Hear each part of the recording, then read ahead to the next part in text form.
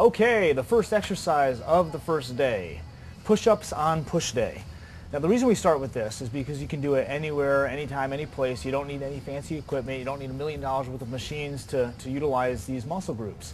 You can do everything from the push-ups against a wall or a staircase or a barbell, modified push-ups on the knees, full push-ups, one-handed push-ups.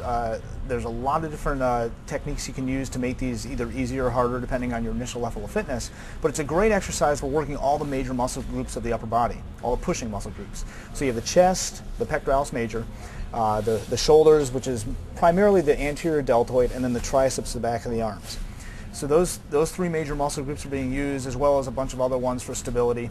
And the main motion is called horizontal, which is horizontal like this, humeral, which is the upper arm bone right here, and adduction. You're adding your arms together. So horizontal humeral adduction, and then you have a scapular abduction. You're actually bringing your shoulder blades forward away from your spine, so they're moving away from your spine. That's called abduction.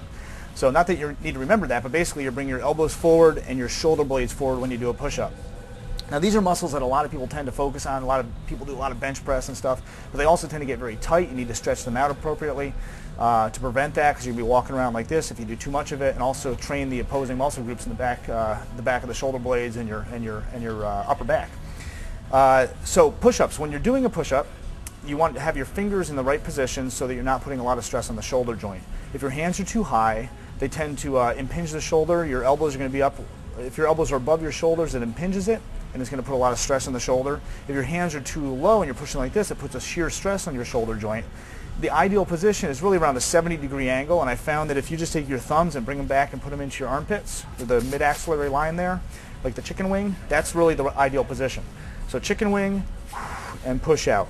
You may want your hands a little wider than this. There's an infinite variety of grips you can use. As you bring them in closer, you may use your triceps a little bit more. As you go out, you use your chest a little bit more, but it's more stress on the shoulders.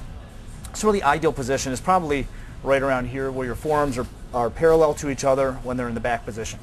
When you're actually doing a push-up, I'm going to do a modified push-up on the table here, but basically you want to line yourself in that position, and you want to make sure your thumbs or your hands go through the chest, through the shoulder joint, and you get full range of motion. That's the other main principle when you're doing a push-up. You don't want to go down and only go halfway or partial range of motion. If you have a specific injury or a joint problem, you do want to restrict the range a little bit. But basically, you're trying to get full range. You want to go down until your chest hits the table, the floor, whatever you're doing this on. So when I do push-ups, I like to have my hand off the end of the table to give me a little extra stretch at the bottom. My chin can go past the table, breathing out on the way up. If I was back like this, and most of my clients tend to do, if you're in this position, you go down, you're going to tend to reach with your chin first. Okay, so I really tell people, try to keep your chin up and your chest down while you're doing this. And it's always a 2 or 3 second count up while you exhale, slowly down around a 4 or 5 second count. Touch, breathe out.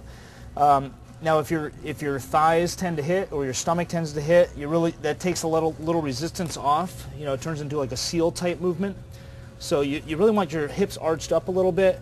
The only thing you should be touching is your chest, and drive it up.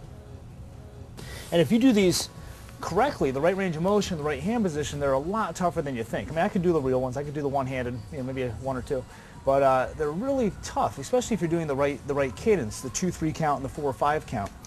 So don't take this basic exercise for granted. It's in your program for a reason. It's in here first for a reason. It's a great standalone exercise. If this is all you had access to, a floor to do push-ups, and you didn't do anything else for your whole pushing workout, if you did enough push-ups, enough sets, enough reps, you'd have a great workout anyway.